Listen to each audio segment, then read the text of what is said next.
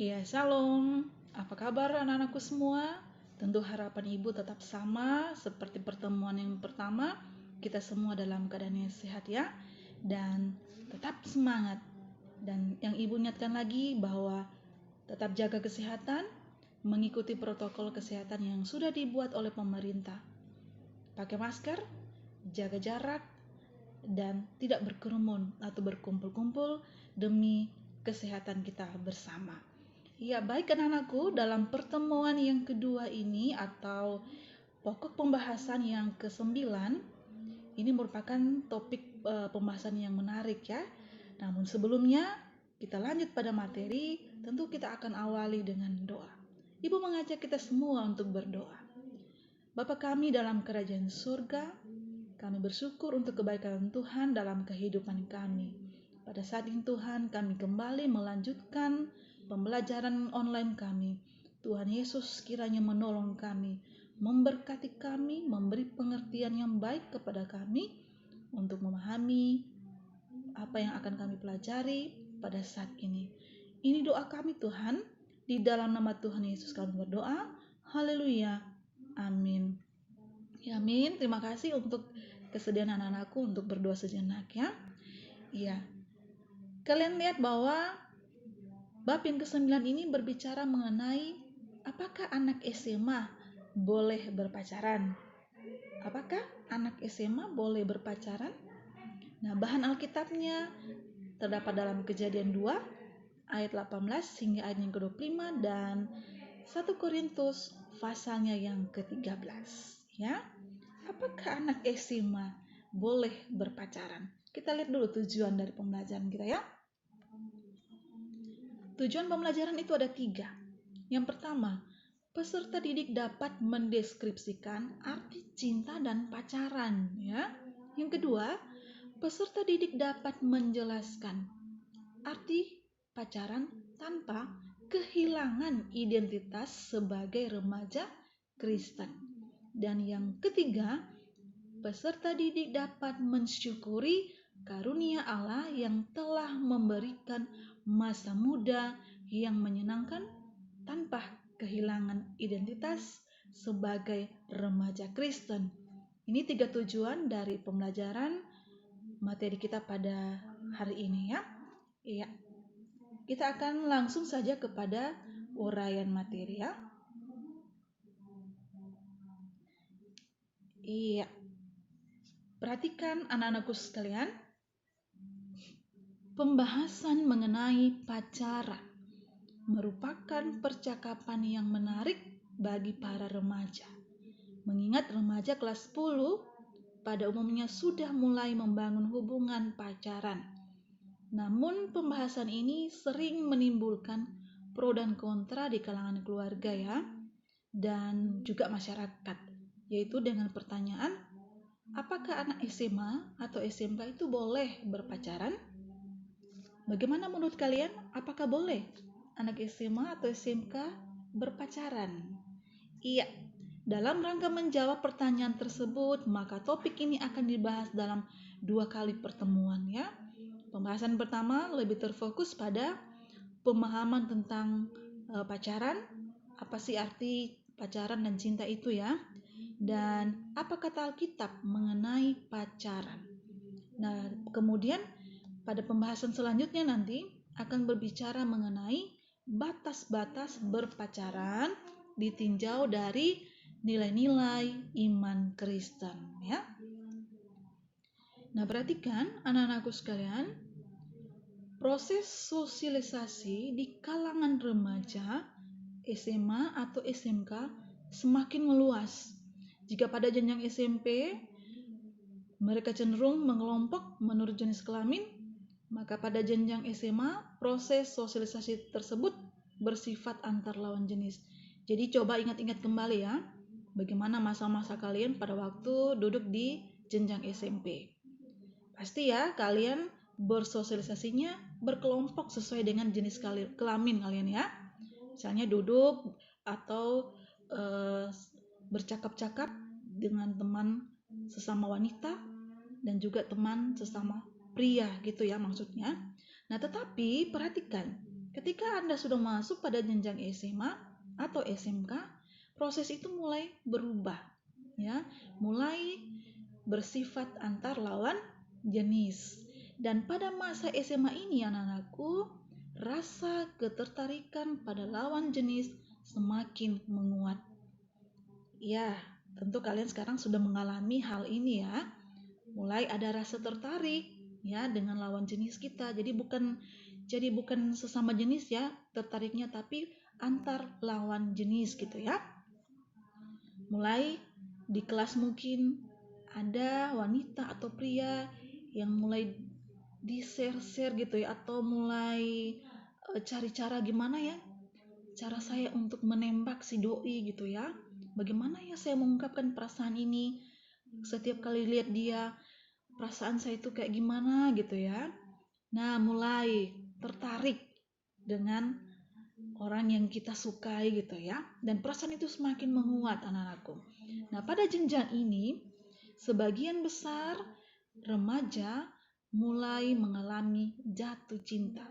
Nah, jadi kalau mulai ada perasaan tertarik, mulai ada perasaan yang aneh-aneh gitu, itu tandanya Anda sedang jatuh cinta, gitu ya. Dan jatuh cinta beribu rasanya, kata seperti lagu gitu ya. Jatuh cinta itu tidak bisa diukir dengan kata-kata gitu ya. Nah, anak-anakku yang jatuh cinta pasti tahu ya gimana sih rasanya jatuh cinta gitu ya.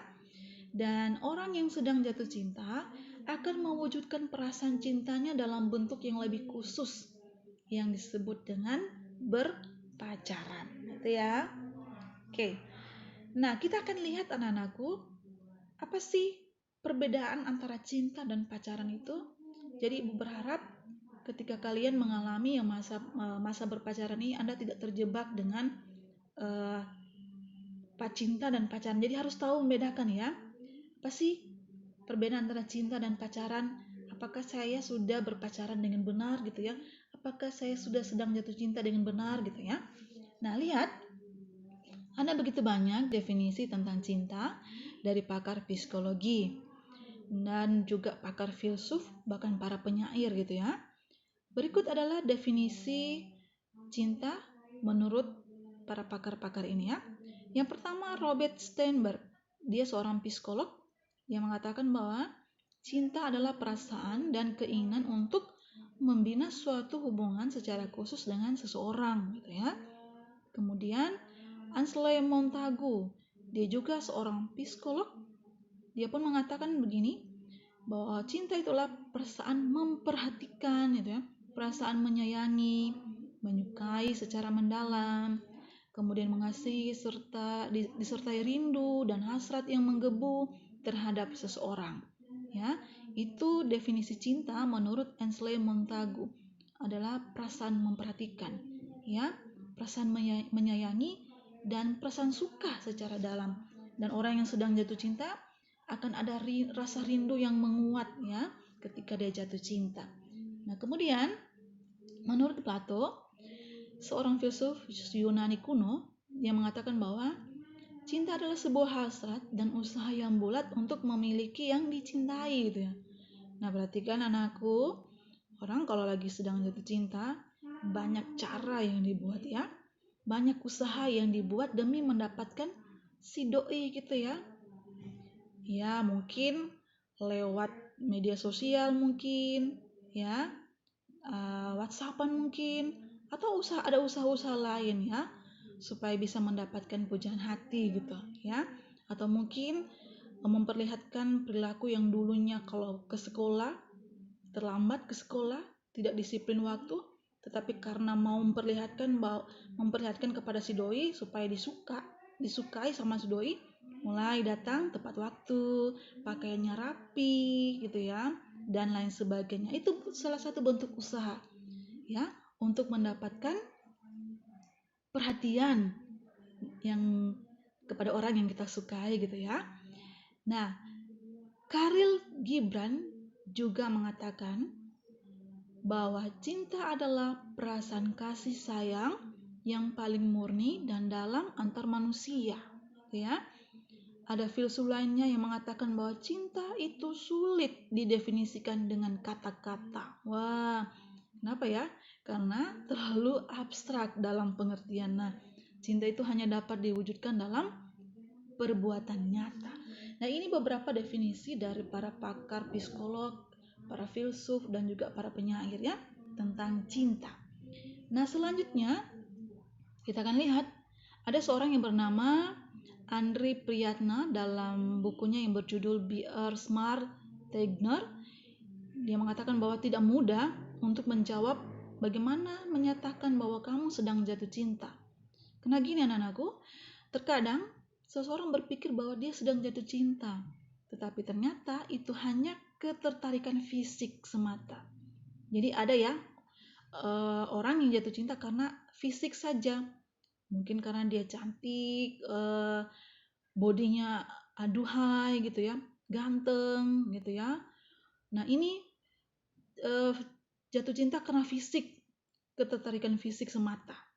Nah jadi jangan kita sampai terjebak dengan cinta seperti ini ya.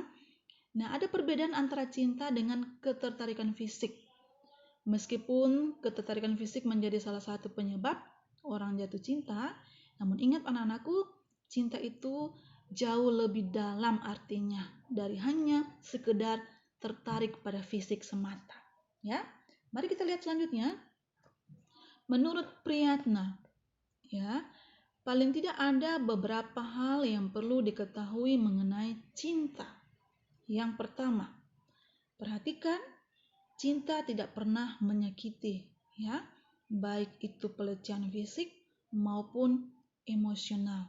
Perhatikan baik-baik ini ya, bahwa harus kita ketahui menurut Priyatna bahwa cinta itu tidak pernah menyakiti. Jadi kalau ada pacar yang suka sakiti kamu gitu ya, apalagi menyakiti secara fisik, berarti dia tidak benar-benar cinta padamu ya. Kemudian kedua, cinta itu tidak pernah menipu anak-anak sekalian. Misalnya memperalat pacar dengan mengatakan kalau kamu jatuh cinta sama saya gitu ya, kamu harus mau melakukan hubungan seksual atau kamu akan memenuhi permintaan saya. Nah, kalau ada pacar kamu, ini khususnya kepada kaum wanita ya, atau kaum perempuan, kalau pacar kamu pernah mengatakan hal seperti ini pada kalian, maka yakinlah bahwa dia hanya tertarik pada fisikmu, tapi tidak cinta sepenuh hati, ya. Jadi jangan pernah mau dengan cinta yang seperti ini.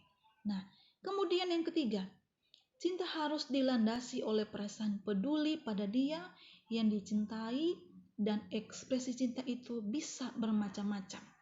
Ya, antara lain pertemanan mungkin, persahabatan, romantisme, menghormati batas-batas moral dan etika, serta yang lain-lain. Jadi cinta harus dilandasi oleh perasaan peduli pada orang yang kita cintai. Ya.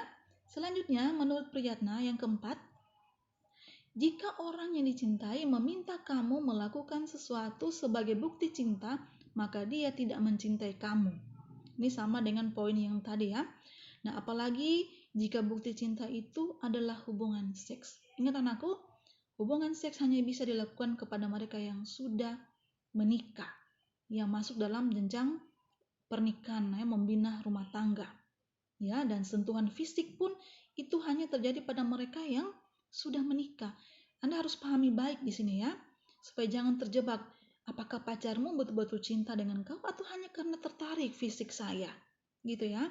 Jadi cinta tidak perlu membuktikan apa-apa. Apalagi kalau dia buktinya ini meminta bukti di luar dari hal yang sepantasnya atau sewajarnya ya. Ingat, hubungan seks dan sentuhan fisik tidak berlaku pada waktu masa pacaran, tapi berlaku ketika Anda sudah berjanji untuk menikah, membina sebuah rumah tangga, ya. Dan yang kelima, ukuran cinta adalah komitmen dan kepercayaan, tetapi kepercayaan dan bukan sekedar ketertarikan fisik. Jadi anak-anakku, cinta itu adalah komitmen, kepercayaan, ya. Jadi bukan hanya sekedar ketertarikan fisik. Dan kemudian yang keenam, seks itu bukan cinta. Ingat, Seks bukan cinta dan cinta bukanlah seks. Karena itu seks tidak boleh dijadikan sebagai prasyarat cinta.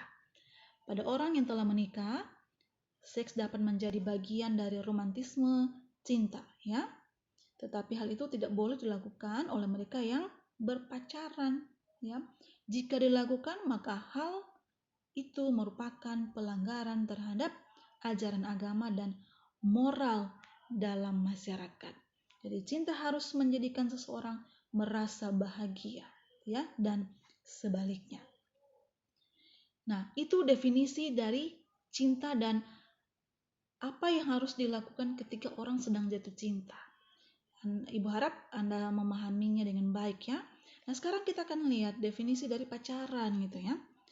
Nah, pacaran dikatakan bahwa orang yang sedang jatuh cinta biasanya mewujudkan perasaan cintanya kepada seseorang dalam komunikasi yang lebih intensif serta relasi yang lebih eksklusif atau khusus gitu, ya. Nah, bentuk relasi itu disebut dengan berpacaran. Nah, jika biasanya mereka jalan bersama-sama, berempat atau bertiga, nah setelah jatuh cinta, orang cenderung hanya ingin berjalan berdua saja gitu, ya. Nah, mengapa hal ini dilakukan? Karena mereka merasa lebih nyaman untuk berbicara, bertukar cerita gitu, ya, serta memperoleh tanggapan yang spesial gitu, ya, dari orang yang dicintainya. Nah, perhatikan ya, orang kalau jatuh cinta nggak mau didengar orang lain, ya kan? Dia maunya nyamannya itu hanya bercerita dengan pasangannya gitu, ya, duduk berdua gitu, ya. Nah, perhatikan anakku, terkadang orang yang memulai suatu hubungan pertemanan kemudian saling menyukai dan jatuh cinta. Mereka kemudian membina hubungan itu dalam bentuk pacaran. Dan memang tidak semua orang yang berteman pada akhirnya jadi berpacaran. Jadi ada yang tetap mempertahankan hubungannya sebagai teman atau sebagai sahabat gitu, ya. Nah, itu arti dari pacaran tadi. Jadi perhatikan, ketika orang sudah jatuh cinta, kemudian dia mulai membuat hal yang nyaman dengan berjalan bersama dengan pasangannya, dan hal itu disebut dengan berpacaran. Jadi jatuh cinta kemudian mengarah kepada yang lebih khusus, yaitu pacaran. Nah, sekarang kita akan lihat apa sih kata Alkitab mengenai cinta dan persahabatan. Mari kita lihat, ya. Alkitab tidak membahas secara khusus mengenai berpacaran, namun Alkitab membahas mengenai cinta dan persahabatan. Di dalam pacaran ada cinta dan persahabatan. Dan mengenai persahabatan, Alkitab memberikan banyak petunjuk bagi orang Kristen. Misalnya, dalam kitab Amsal 17 ayat 7 mengatakan seorang sahabat menaruh kasih setiap waktu. Kemudian dalam kitab Amsal 27 ayat 10a mengatakan, jangan kau tinggalkan temanmu. Bahkan dikatakan kata-kata yang keras dari seorang sahabat yang diucapkan dengan ketulusan hati akan membawa kita kepada jalan yang benar, itu, ya. Itu bagian pertama yang harus Anda pahami mengenai apa kata Alkitab mengenai cinta dan persahabatan. Nah, selanjutnya dalam Amsal 4 ayat ketiga dikatakan, hendaknya dalam berpacaran itu berhati-hati dalam memberikan atau menyampaikan kasih sayangmu. Nah, jelas di sini, ya, anak-anakku, Alkitab sudah menekankan dalam Amsal 4 ayat 3 apa? Janganlah dalam berpacaran itu memberikan atau menyampaikan kasih sayang dengan keliru, ya. Jadi harus berhati-hati, ya. Harus menggunakan hati nurani sebagai panduan sehingga tidak melakukan penyimpangan yang akan membawa pada penyesalan. Ya, itu, ya.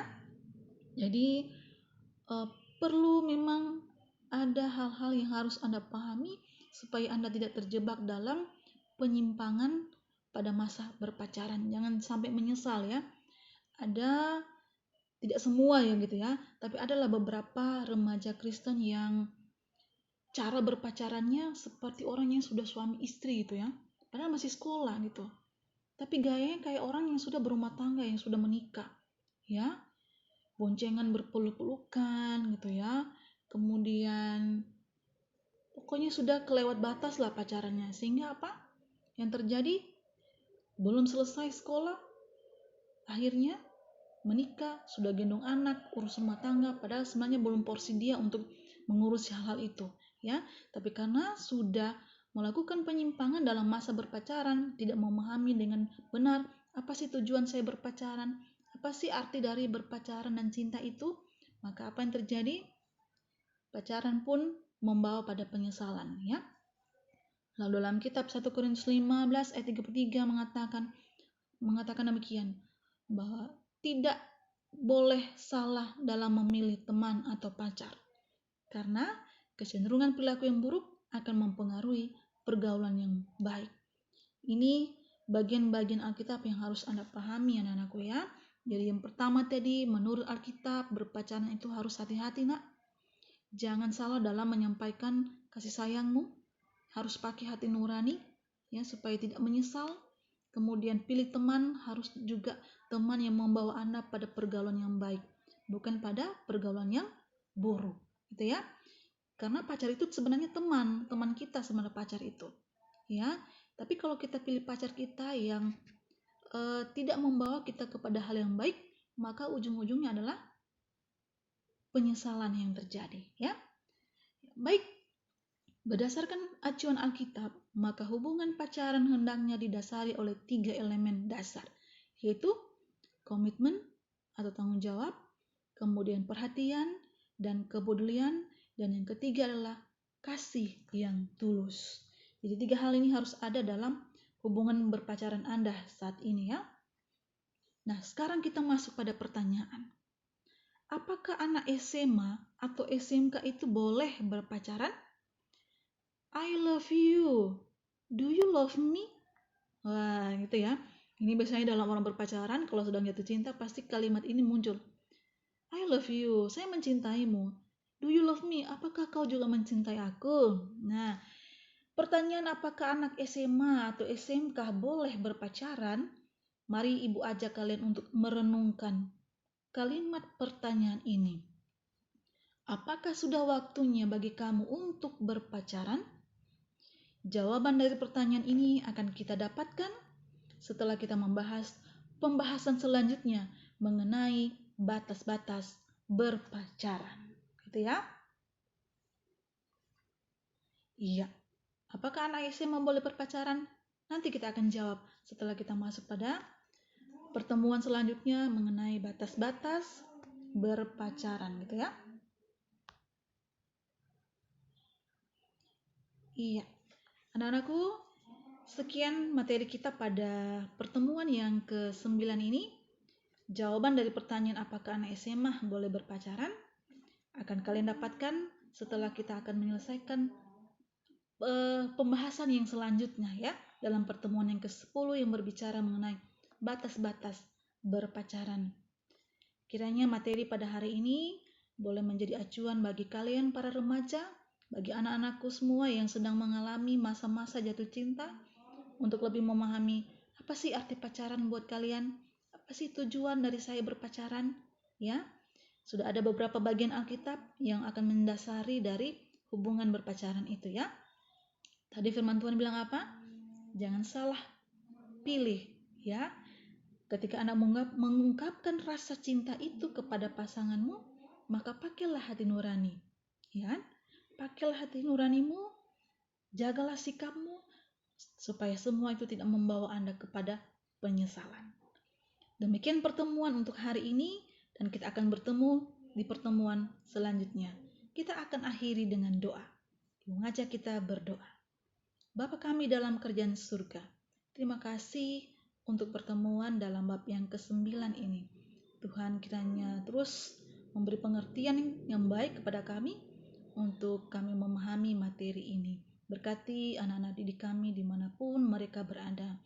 Ini doa kami Tuhan, di dalam nama Tuhan Yesus kami berdoa. Haleluya. Amin. Terima kasih. Tuhan Yesus memberkati dan Shalom.